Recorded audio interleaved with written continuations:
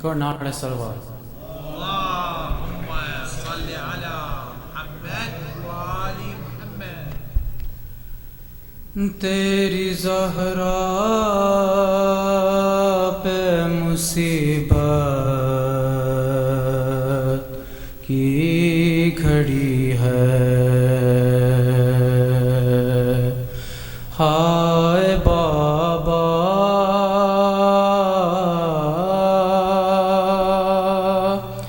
تیری زہرا پہ مصیبت کی گھڑی ہے، کیسے دروازہ ہٹاؤں، کیسے محسن کو بچاؤں، سانس سینے میں رکی ہے، تیری زہرا پہ مصیبت کی گھڑی ہے، ہاتھ میں جس کے میرا ہاتھ دیا تھا تم نے، کہہ کے من کن تو جسے مولا کہاں تھا تم نے، میں نے ہر موڑ پہ بابا ساتھ اس کا ہے نبھایا، ہاں میرا جرم یہی ہے،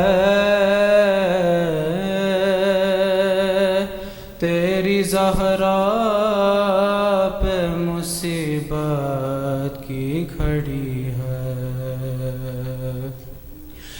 تیری امت نے بنا دی ہے یہ حالت بابا،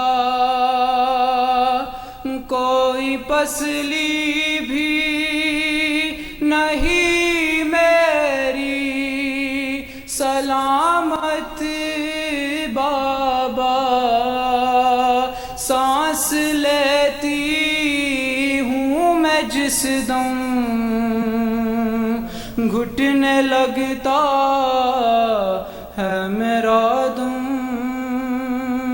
صرف مرنے کی کمی ہے، تیری زہرا پہ مصیبت کی گھڑی ہے، اور کبھی دربار میں پیشی کو بلاتے ہیں ہمیں، کبھی دروازے پہ آ کے ستاتے ہیں ہمیں، میرے یہ پھول سے بچے پوچھتے ہیں یہی مجھ سے، کیا خطا ہم سے ہوئی ہے، تیری زہرا پہ مصیبت کی گھڑی ہے، شرم آتی ہے بھلا تم کو بتاؤں کیسے، یہ تماچوں کے نشان تم کو دکھاؤں کیسے، تم نہ پہچان سکو گے دیکھ کر مجھ سے کہو گے کیا میری زہرا یہی ہے؟ تیری زہرا پہ مصیبت کی گھڑی ہے، آپ کے سوگ میں تاریک نہ دیکھا گیا گھر، آگ دروازے پہ امت نے لگا دی آ کر، بابا جاں بعد تمہارے دیکھیے گھر میں ہمارے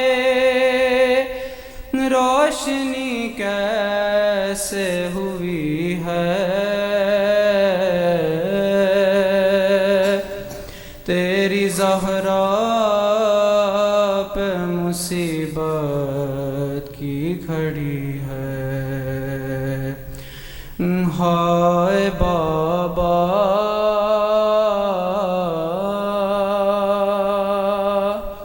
تیری زہرا پہ مصیبت کی گھڑی ہے۔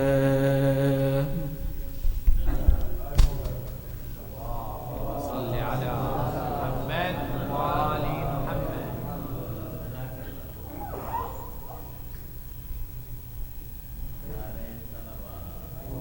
اللهم صل على محمد وآل محمد۔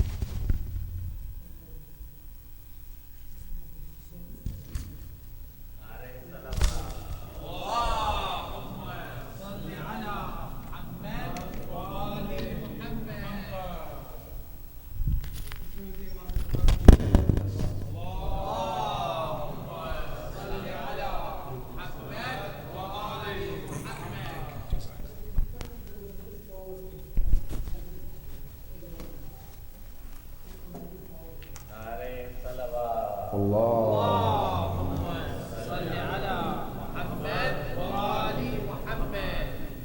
بسم الله الرحمن الرحيم، الحمد لله رب العالمين، ثم الصلاة والسلام على أشرف الأنبياء والمرسلين، سيدي وحبيبي ونور قلبي، طب القلوب ودوائها وعافية الأبدان وشفائها ونور الأبصار وضيائها أبي القاسم محمد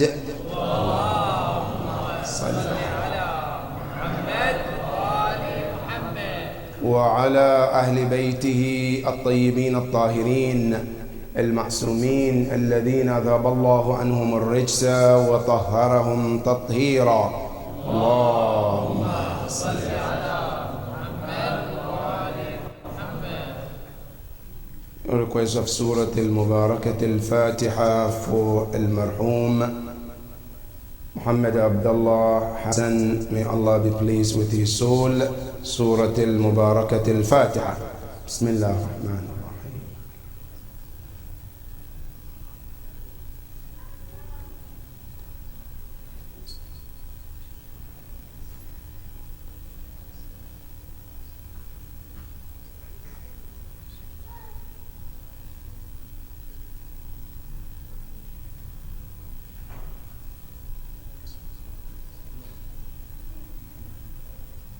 صلوا على محمد وآل محمد.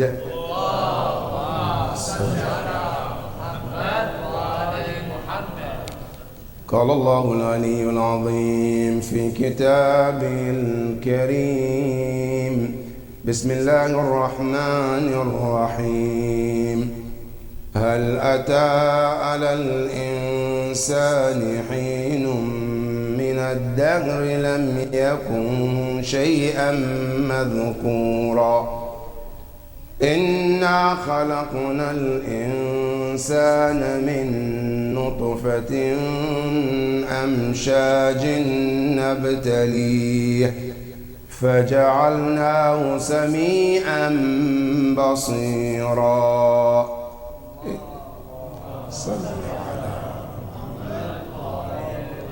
صدق الله العلي العظيم.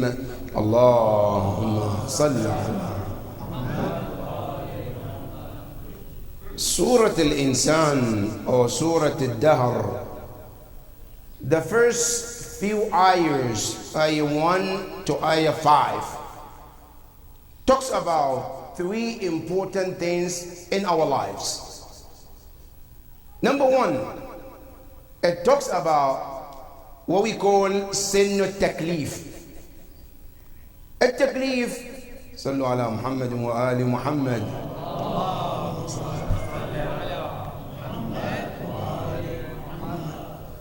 It talks about al-taklif, which marks one of the reasons we are put on this planet.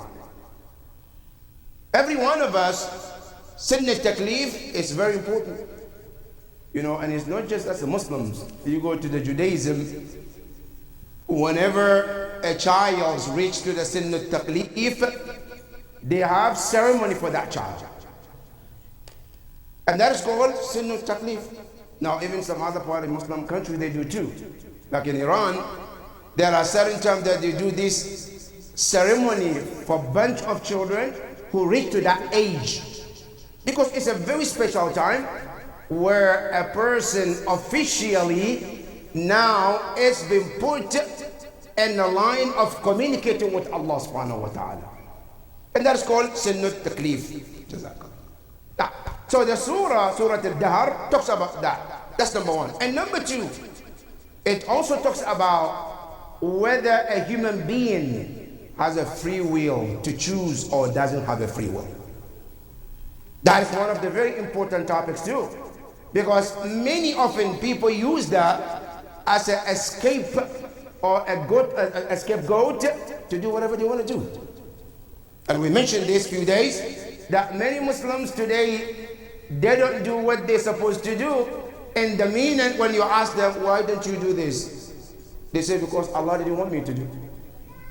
Because if Allah wants, He would have made me to do it.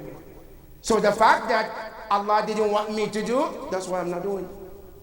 So Allah subhanahu wa ta'ala is the cause of me and you not praying.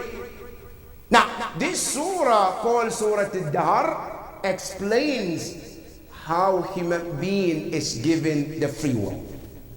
That is number two. And number three, it also talks about the importance of guidance and hidayah. How important this blessing is to us. Now, this is as an introduction to get to the point. However, yesterday we talked about the blessings of Allah are divided into two. One is called al-ni'am al-madiyya. Blessings of Allah that you can feel, you can touch, you can see it. Allah subhanahu wa ta'ala in Surah Al-Dahr mentioned two of those blessings you can feel. One of them is the blessing to hear. فَجَعَلْنَاهُ سَمِيعًا بَصِيرًا. And the blessing of to see. That are the two blessings practically, physically we can see. Then Allah talks about another blessing which is called al-ni'am al-ma'nawiyya, which we can't see. What are those? Allah subhanahu wa ta'ala said, Inna hadaynahu as-sabil. Allah subhanahu wa ta'ala said, remember one of the great blessings of Allah upon you. And that blessing is ni'matul hidayah, to be guided to Allah subhanahu wa ta'ala. This blessing, many often we take it lightly. Being a Muslim is a great blessing of Allah subhanahu wa ta'ala. Being guided to Ahlul Bayt is a great blessing that every one of us have to appreciate, being a Muslim and being guided to Ahlul Bayt alayhim salam. And that is why in dua we read, Alhamdulillahi alladhi hadana lihada. وَمَا كُنَّا لِنَهْتَدِي لَوْلَا أَنْ هَدَانَا اللَّهُ. All praise belongs to Allah. For what? For guiding us to this guidance.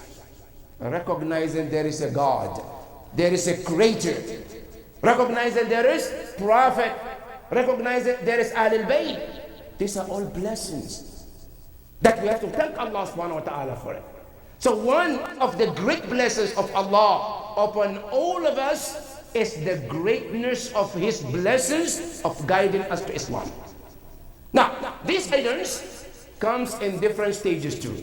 And tonight, we want to share 3 stages of Allah's guidance.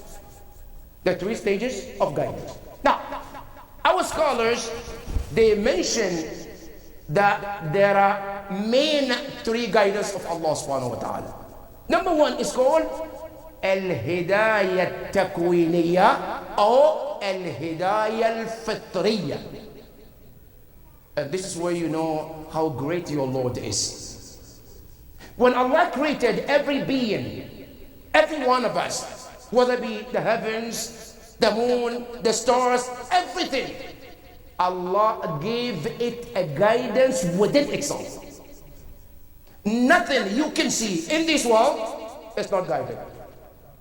Everything that you can imagine, Allah subhanahu wa ta'ala said we gave it as guidance.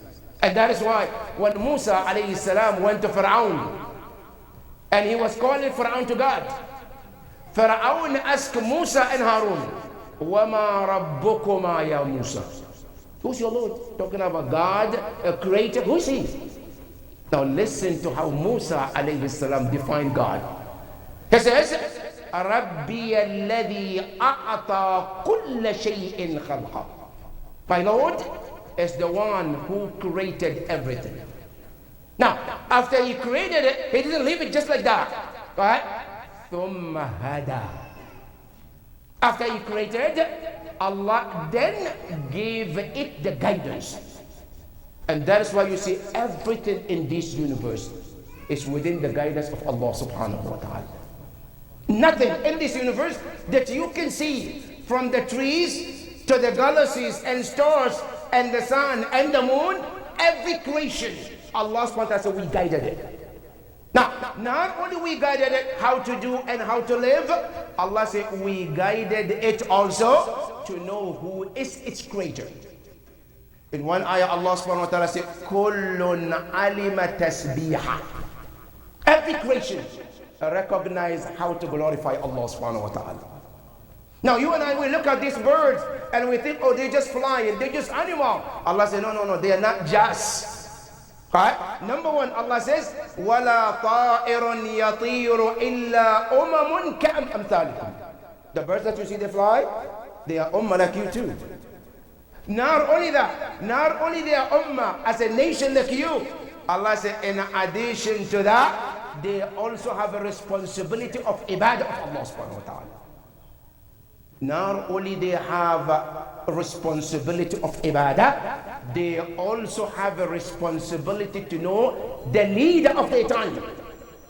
Allahu Akbar. You think you and I are the one who is required to know our Imam, right? Allahumma arifni imama. No, the Quran tells you even the birds, they recognize the prophet of their time and they also given the authority to obey them. Allah subhanahu wa ta'ala tells the birds, Ya Jibal, mountains. Allah talks the mountains. Ya Jibal, awwibi ma'ahu wa tayr. Allah subhanahu wa ta'ala said, birds, you do dhikr, yes. Mountains, you do the dhikr, yes. But do not exceed, do not go ahead of the Imam of your time. Who's the Imam of the time? The Dawood al-Nabi alayhi salam. The birds and the mountains, they know their dhikr and they know also what they're supposed to do. Now, even more so to learn that those creations that Allah created around us, all of them, they have their sense of ibadah. One of the ibadah, Allah subhanahu wa ta'ala says, وَالشَّجَرُ وَالنَّجْمُ وَالشَّجَرُ يَسْجُدَانِ. Allahu Akbar. Ya Allah, how does the tree form sujood? Ya Allah, how does the stars do sujood? Allah said they do. Not only that, Allah subhanahu wa ta'ala, every creation that you know of and the ones you don't know of, Allah said all of them, they have tasbih they do for Allah subhanahu wa ta'ala. And the Quran, Allah says, وَإِن مِّن شَيْءٍ إِلَّا يُسَبِّحُ بِحَمْدِهِ وَلَكِنْ لَا تَفْقَهُونَ تَسْبِحَهُ. Allah says, shay, anything, it glorifies Allah subhanahu wa ta'ala. So what that means, everything that Allah created, Allah guided it within itself to know what to do and how to do things. One simple example. Today you and I, when we take any seed, a seed of apple, the seed of orange, and you plant it, you know how much Allah subhanahu wa ta'ala talks about it, to see how much Allah guided this seed. That's why Quran reminds you and I that whenever you sit at the table of the food, Allah said, think about this food, how it came about. فَلْيَنْظُرُ الْإِنسَانُ إِلَى طَعَامِهِ. Think about it. Now you and I, we just eat some watermelon and that's it. Right? It's just biryani and that's it. Allah said, no. Think about it and the process it goes through to become the food for you to consume. How does it become? As أَنَّا صَبَبْنَا الْمَاءَ صَبًّا ثُمَّ شَقَقْنَا الْأَرْضَ شَقًّا فَأَنبَتْنَا فِيهَا حَبًّا وَعِنَبًا وَقَضْبًا وَزَيْتُونًا وَنَخْلًا. Allah subhanahu wa ta'ala, look at the process. All you do to get to drink, to dig the hole, put the seed, cover, and that's it. Your job is done. Allah said, guess who has job to do for that seed to become food for you? Allah said, I. And I said, not only that, let me tell you what I do. I said, صَبَبْنَا الْمَاءَ صَبًّا. We brought the water, the rain from the sky, to touch this seed to become food for you. Remember the greatness of Allah and that blessing. Allah subhanahu wa ta'ala guided this seed in a way that this seed, as you plant it, it never makes a mistake. Allahu Akbar. Has any one of us ever planted the seed of orange and it turns watermelon? Have any one of us planted the seed of watermelon and it turns banana by mistake? Ya Allah, who guided the seed to recognize, not to make a mistake, 1, 2, not to even go beyond the size of what it's supposed to be. Allah subhanahu wa ta'ala says, we guided the seed and we guided these animals as well. They know what to do and how to do things. And this is called al-hidayah takwiniyya. Everything that Allah created, Allah put the guidance within itself. Now, you and I, Allah said, you too, you're not different than other creations. When we created you, Allah said, we gave you hidayah, guidance. What guidance, Ya Rabb? Allah said, you as a human being, you got more guidance than any other creation. How? I said, the first thing we gave you as a human being, we gave you what we call al-hidayah al-fitriyah. There is, within your fitrah, Allah put the guidance inside you. That is why, Allahu Akbar, when you go to the scholars, Ayatollah Muhammad al-Asifi rahmatullahi ta'ala alayh, in a book called Al-Hawa, as he discusses this nafs, he says this nafs has almost 7 windows within itself. You call it nafs, but there is different windows within that nafs. One window Allah subhanahu wa ta'ala created within the nafs, and he placed in it al-fitra, within your fitra, to recognize a creator. Now, but who's that creator? It doesn't tell you. But the loving creator is there. Now, you and I have to find out who is that creator. That is why that fitra is within every creation. That is why you can never find someone who doesn't worship something. There's no such thing. If somebody says, I don't believe in God, I don't worship anything, no, he's lying, or she's lying. Because by nature, within that fitra that Allah created, you have to worship something. Some people might say, oh, let me worship an animal, for example. That's what they see as a God. Some people know, they found another human being to be a God. Some people might find another statue they made to be God. Right? Some people might not go through all of that, but they follow something within them, their nafs. How? They make their nafs to become their own God. أَفَرَأَيْتَ مَنِ اتَّخَذَ إِلَهَهُ هَوَى. Have you seen those who took their own desires to be their God? That at some point, they have to serve something. They have to serve something, whether it's outside or within themselves. That is the nature Allah put within us. And it's called Al-Hidayah al-Fitriyah. That is number one. Now, not only that, after that, Allah created another one too, within yourself, to guide you, to lead you, other than the nafs. And that is Al-Aql. That is one of the greatest blessings of Allah to humankind. This aql is what differs between you and animals, between you and other creatures. That aql is the source of Allah's guidance. And it's called in some narration Al-Hujjah Al-Batina. Hujjah of Allah, hidden one. That Yawm al-Qiyamah, Allah will ask you and I, didn't I give you aql to know what is right and wrong? That aql is the source of Allah's what? Guidance too. That's why in the Quran, Allah emphasized so much when it comes to aql. أَفَلَا يَعْقِلُونَ أَفَلَا يَتَدَبَّرُونَ لِقَوْمٍ يَعْقِلُونَ لِأُولِي الْأَبْصَارِ لِأُولِي الْأَلْبَابِ. All of these to emphasize on that aql that Allah subhanahu wa ta'ala gave. That aql is another blessing Allah gave you. That's why, according to our scholars, they said this aql is what is the source of your taklif. When Allah subhanahu wa ta'ala wants to make you to do something or not to do, the aql is one of the cause of it. That is why our scholars, they said, the moment a person loses the aql, it's no longer mukallaf. No longer being required to pray or fast. Now, our scholars, they said, depending of the type of this mental disorder.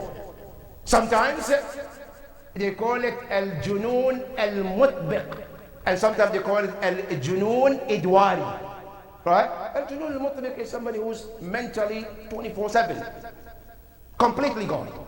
Now, and some at idwari, periodically, from time to time, he or she might feel better, but then time comes, he doesn't feel better, completely gone. Now, they said, even though they're losing it, during the period of their losing it, they are not longer mukallaf.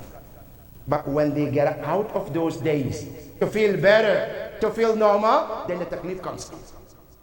Right? Now, Allah subhanahu wa ta'ala reminds you and I that I bless you with something called al-aql. And this aql is the source of your thawab and iqab. Whatever you gain, the thawab and iqab is based on that aql. And this aql should play a big role in your life. Right? Now, when we talk about aql, what do we mean, by the way? Because many oftentimes when we say al-aql, people think al-aql is how you become smart, how you can mislead, how you can cheat to make money. Called, yes, mashallah, he has a strong aql. But do you know, in the eyes of Ahlul Bayt, that's not called aql. Usul al-Kafi, in one of the hadith, he quoted when they ask, what is the aql? It says, al-aqlu ma ubida bihi ar-Rahman wa ktusiba bihi al-jinan. The aql is what helped you and led you to recognize your creator. Not only you recognize him, right? You serve Allah through that aql and helped you to earn the Jannah of Allah subhanahu wa ta'ala. That's what called aql. But anything that helps you, wal-iyadu billah, to mislead you to hellfire is not called aql. Al-aqlu ma ubida bihi ar-Rahman. And this aql plays a big role in our aqidah as a Shia. That when a person, when you become in sin and taklif, they say you have to also learn to recognize, to find your creator on your own in usul al-din. Think about it. Research about it. Get to recognize your creator through that aql. And it's called Hujjatullah al-Batinah. That is what the second hidayah Allah gives you. The third one, and it's called Al-Hujjah al-Zahira. Another guidance that Allah gave you. But it's apparent. Outside you can see it. Who is that? It's Muhammad and Ali Muhammad.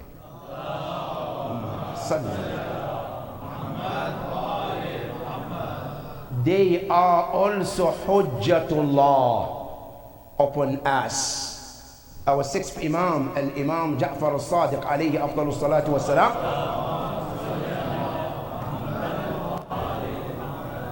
He says, نحن حجج الله على الخلق.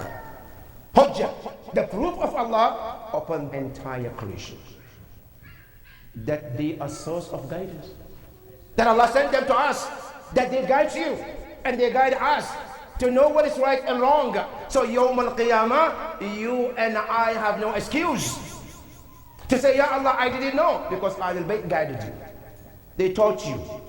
They led you to Allah subhanahu wa ta'ala. And that is one of the Hujjatullah al-Zahira.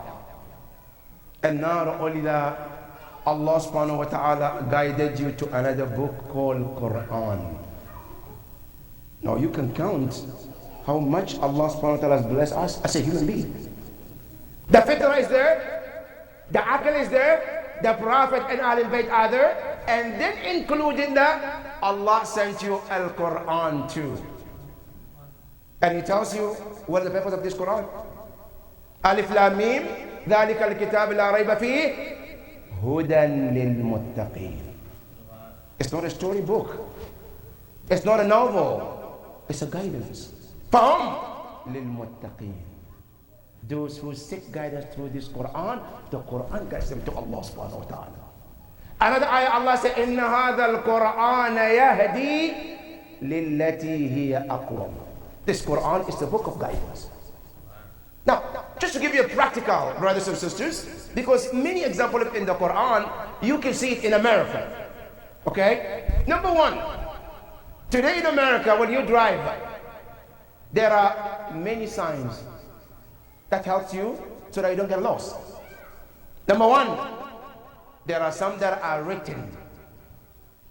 All right? It's written. Where? On the boards, so you can see. Exit number 16 takes you to this city. Exit number 14 takes you to that place to guide you so you don't get lost. That's number one. Number two, then there's another guide also on the street. It tells you the lane to turn. It tells you the lane you're supposed to be in, so you don't get out of your lane to get to another people's lane. Right? Another guidance. How many? That's two. Number three, you have something called GPS too. All of these just to secure you and I not to get lost. Allah subhanahu wa ta'ala said, I'm giving you some example of these that you practice it in America. Right? Number one, the one on the board can be marked like Quran. You can read it. It's right there. I can see it. Right? Number two, you have GPS, which is in your car. Right? That is like your Imam and Ahlul Bayt. Okay? All of these just to help you, to secure you so you don't get lost. Allah subhanahu wa ta'ala loves you that much. I don't want you to go astray. And I have to give you everything that will help you and guide you to stay on the right path. Right? So Allah subhanahu wa ta'ala says in the ayah, Inna hadaynahu sabil, that indeed we Allah, we have guided you. Where? As-sabil, the right path. Now you go to the Quran, Allah subhanahu wa ta'ala tells you and I, there is two types of guidance that Allah does. One is called Al-Hidayah Tashri'iyya. Al-Hidayah Tashri'iyya is also can be divided into two. One of them, Allah doesn't do that. The other one is what Allah does, because this is very important to understand, because sometimes we have to understand how does Allah guide us. Number one, sometimes there is a guidance that comes to you when you ask someone. For example, let's say I want to go to New York City. How do I get to New York? You say, look, I'm going to New York too, so I can ride with you to go to New York.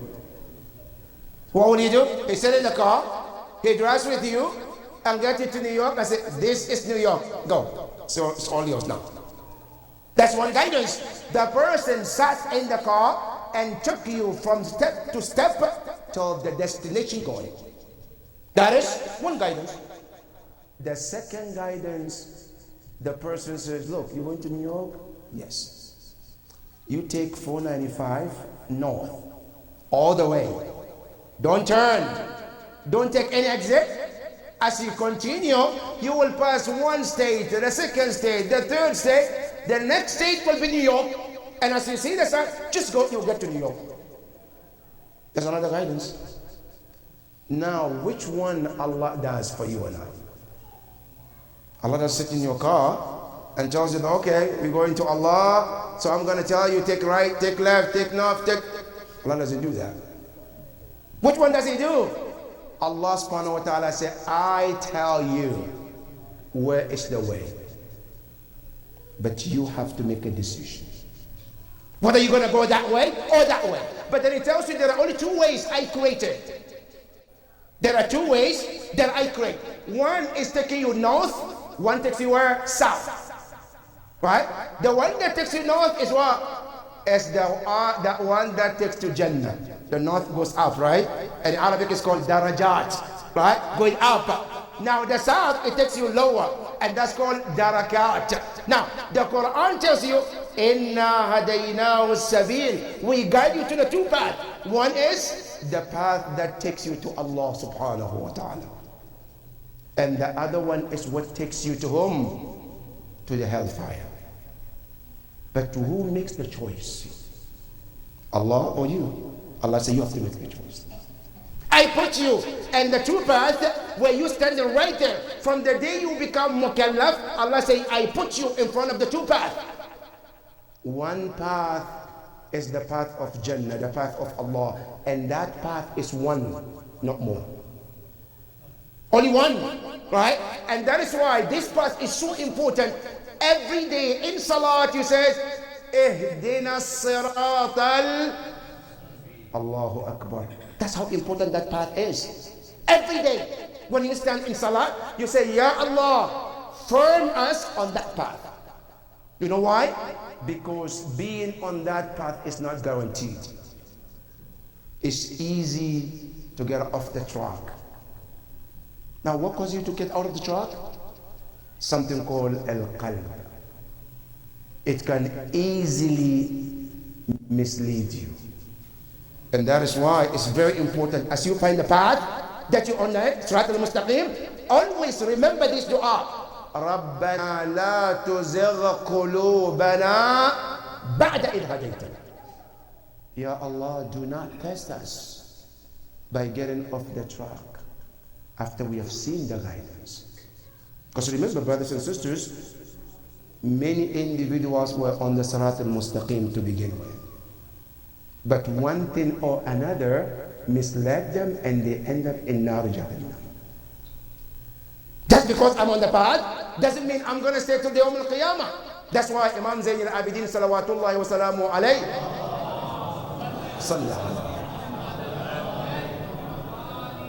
he reminds you in Sahif al-Sajjadiyya, there is a dua that every one of us should keep eye on that dua anytime that you get.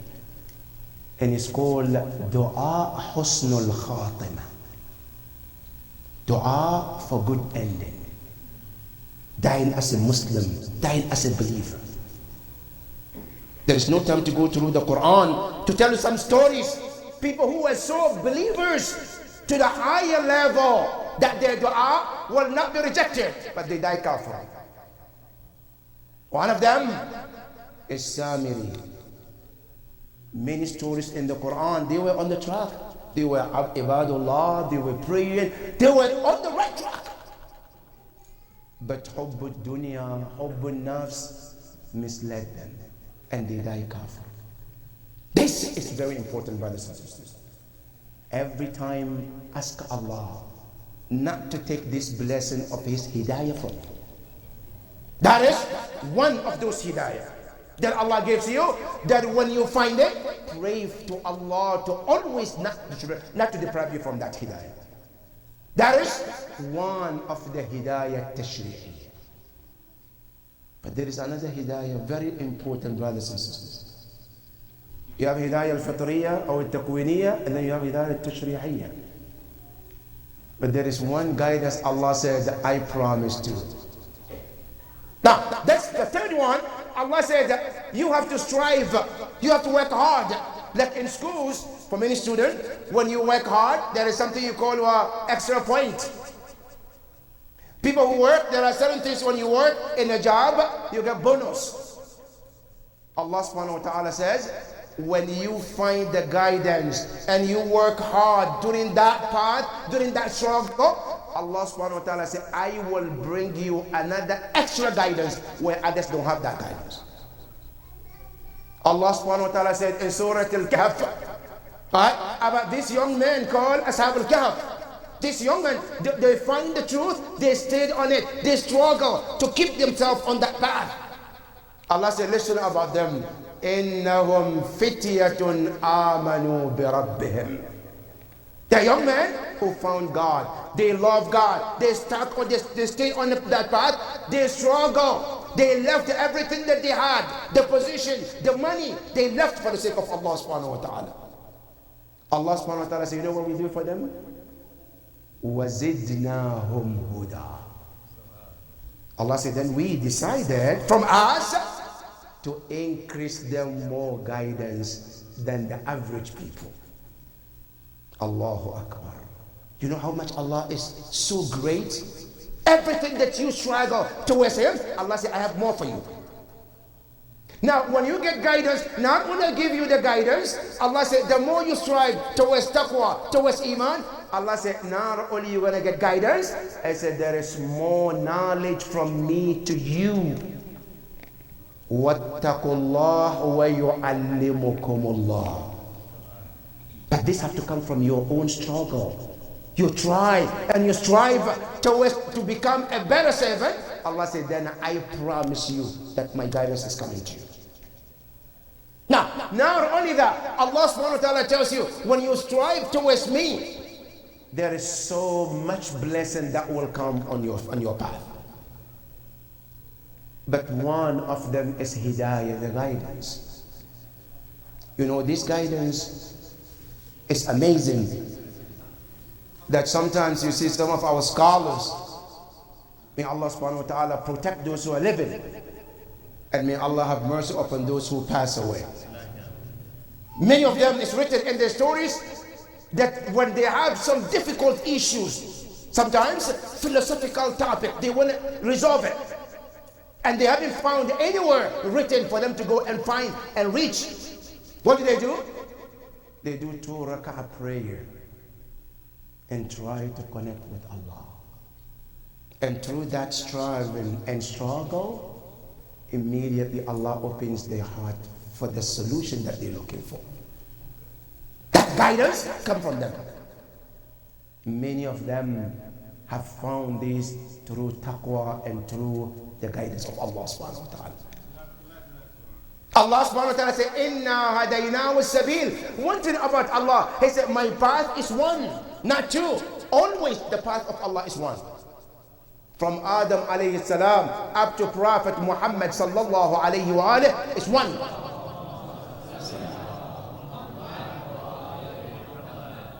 The path of Allah never changed. Every prophet is teaching and guiding to one path. That's when you look at the Quran, when every prophet comes, he has a one message. An i'budullah wajtanibut taghut. Every prophet, it says, stay away from the idols and worship Allah subhanahu wa ta'ala. But what about the other path? Is it one, two, or different ones? Allah says, no. If you take south, there are many paths there. Not one, not two, many. How? The Quran says, وَلَا تَتَّبِعُوا السُّبُلَ فَتَفَرَّقَ بِكُمْ عَنْ سَبِيلِهِ. That's the path of shayateen. They always take you to the wrong path. Right? And Ayatul Kursi, what we read, Allahu waliyyu alladhina amanu, yukhrijuhum من النور من الظلمات إلى النور. من الظلمات. الظلمات صيغة الجمع. Right? But nur is one. It's one. والذين كفروا أولياؤهم الطاغوت يخرجونهم ظلمات. It's not one path. It's many paths. Now, just to mention some of those paths, one of them is حب النفس. One of them, حب الذات. One of them, حب الجاه. One of them, حب المال. One of them, many of these, all of these are different paths that can take one away from the path of Allah. That is why we need Muhammad and Ali Muhammad.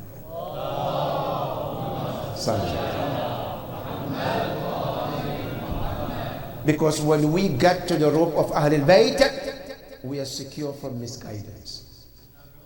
And Zahra alayhi salam, when she was analyzing Usul al-Din, when you ask Ahlul Bayt, why do you have to believe in Tawheed? Why do you have to believe in Adala? Why do you have to believe in Nubuwa, Imama? Why do you have to believe on all of that? Zahra alayhi salam tells you, why do you have to believe in Imama? What is the benefit of believing in Imama? And she said, وَجَعَلَ اللَّهُ إِمَامَتَنَا أَمَانٌ مِنَ الْفُرْقَةِ. Allah subhanahu wa ta'ala created this imama to be a path for you and I, so that we will not go different path. The path of Ahlul Bayt is the secure path to Allah subhanahu wa ta'ala. That is Zahra alayhi salam. And that is why she is also Hujjatullah as well.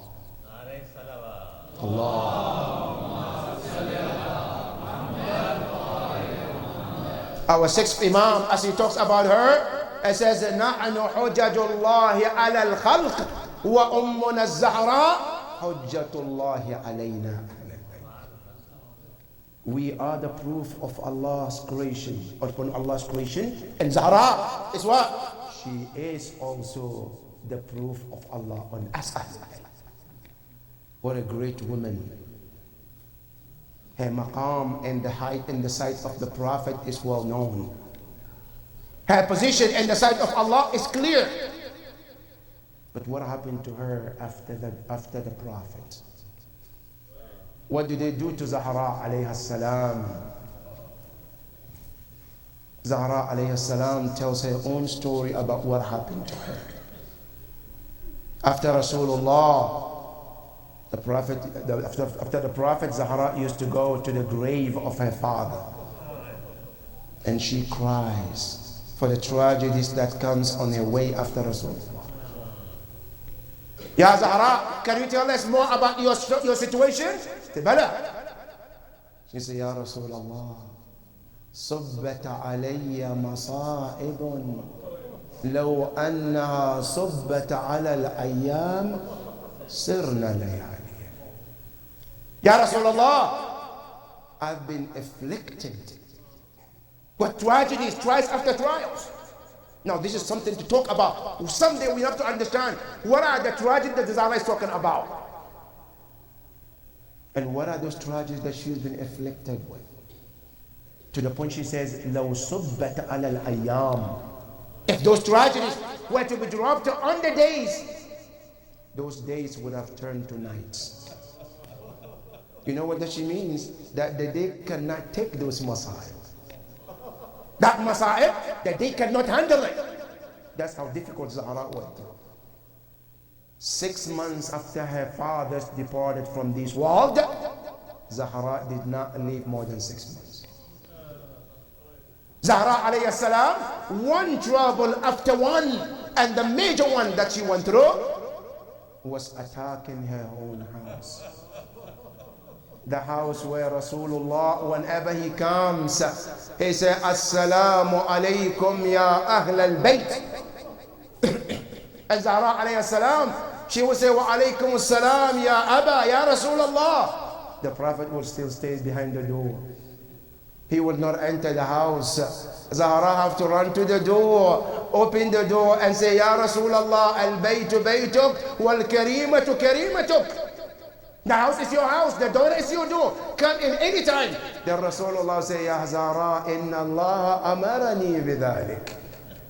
Allah ordered me to do salam and wait until you allowed me to come into that house. That house was the house where the enemies of Ahlul Bayt attacked their house when Zahra was in their house. When they first came, one of them says, Inna fiya Fatima. His response was, Wa in. So what if Fatima is in their house? Finally, they attacked the house. Zahra was standing behind the door. As they attacked the door, there was a nail in that door that broke the rib of Zahra alayhi salam.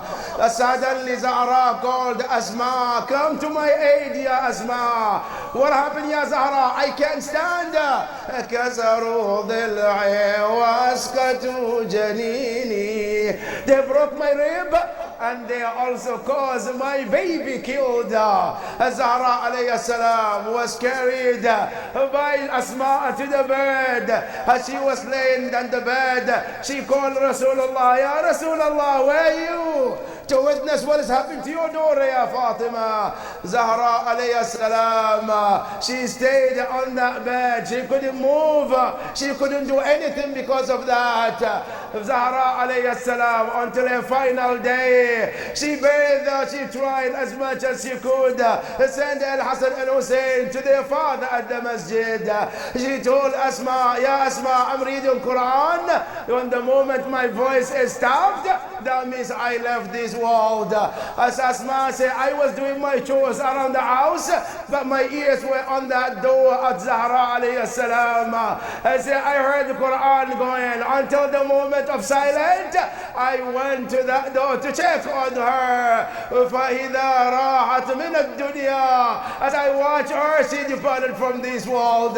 She said, I was looking what to do. What should I say? She said, suddenly the tragedy added to itself. دخل الحسن والحسين. They entered. She asked Imam Hassan, أين أمنا الزهراء? Where's our mother, يا أسماء? Asma said, I told them, إن أمكما نائمة. Your mother is asleep. Alhussain الغالي turned. يا أسماء ما هذا الوقت الأم لا تنام. We know our mother, she never sleep at this time. Where is she?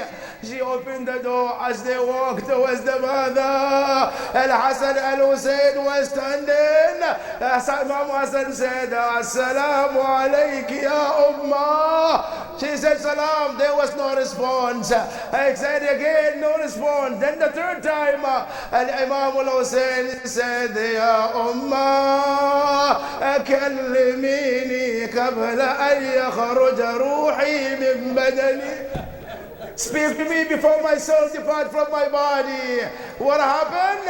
Zahra alayhi salam. At that moment, Al-Hasan al-Hussein, they dropped the body on the body of Zahra. Asma called. She said, Wallahi, at that moment, as if I saw Zahra was hugging Al-Hasan wal-Hussein. Inna lillahi wa inna ilayhi raji'un. وسيعلم الذين ظلموا أي منقلب ينقلبون والعاقبة للمتقين. يا حسين يا حسين حسين حسين Hussein, Hussein. Abbas, please come forward. Hussein, Hussein. Hussein, Hussein. पहलू भी शिकस्ता है, तुर्बत भी शिकस्ता है।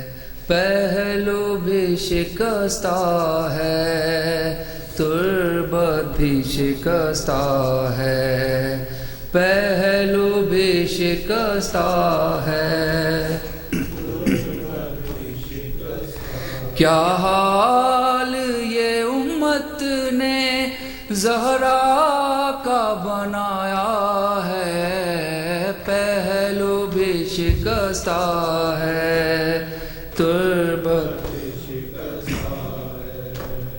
पहलू भी शिकस्ता है। دربار میں ظالم نے کی ایسی پذیرائی، کس طرح سے تو بی پھر لوٹ کے گھر آئی، بالوں کی سفیدی نے سب حال سنایا ہے، پہلو بھی شکست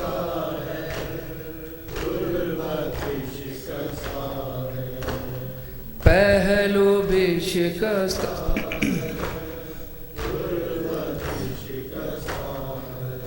خاتون کوئی غم سے یوں چور نہیں دیکھی، ایسی کوئی دنیا میں مستور نہیں دیکھی، 18 برس میں ہی لگتی جو ضعیفہ ہے، پہلو بے شکست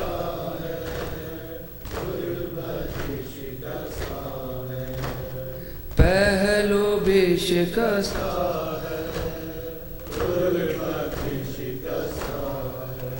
تو روتی رہی گھر میں حیدر سے چھپ چھپ کے، عصمت کی طرح دکھ بھی پردے میں رہے تیرے، کچھ درد تیرے بی بس جانتی فضا ہے، پہلو بھی شکستہ ہے، تربت